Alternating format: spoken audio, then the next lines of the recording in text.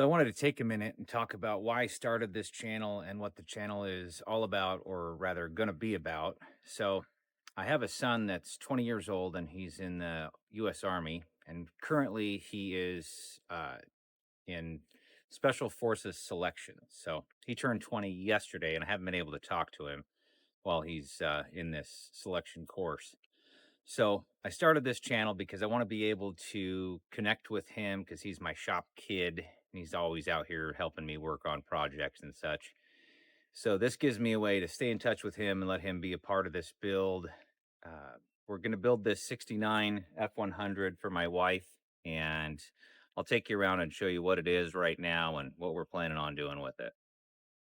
The truck, the origin of it, rather, is mysterious. I've had it for about 5 years, and I got it from my brother, who bought it as one of two trucks for $600.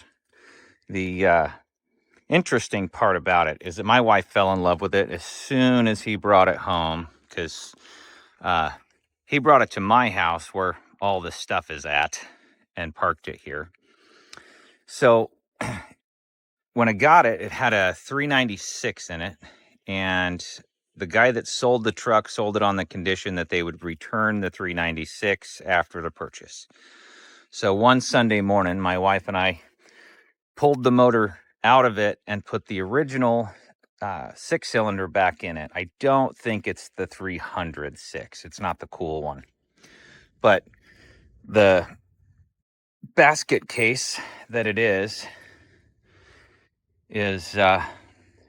a good place to start when we're going to do a frame off restoration. So, oh, you can't smell the mice in here, but they're bad. So we're going to take the stock steering column out, hopefully save the stock wheel, put an aftermarket column in it with a push button shift and electric power steering. We're going to put a factory style radio in it. There's one I found online. It's a vintage look radio. It'll have all the bells and whistles of modern stereo, but it won't be that thing that's in the dash. The body is in really good shape. I don't have a whole lot of noticeable cancer anywhere. Barely any surface rust. Somebody's gone to the trouble to repaint it from the original robin egg blue to the deep Ford blue. Tight. The bed is going to have an underbed tank. We're going to keep all of the body the same, just knock down the edges of the peeling clear coat, clean it really well, and then put it together with satin clear. I don't know if you can see it. Right down in there is the old wooden bed. We're going to see if we can't find a steel bed floor and make it more modern and less likely to rot.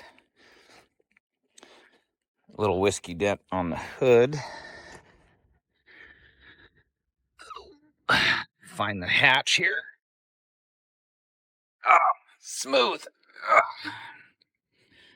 So this is the original 6.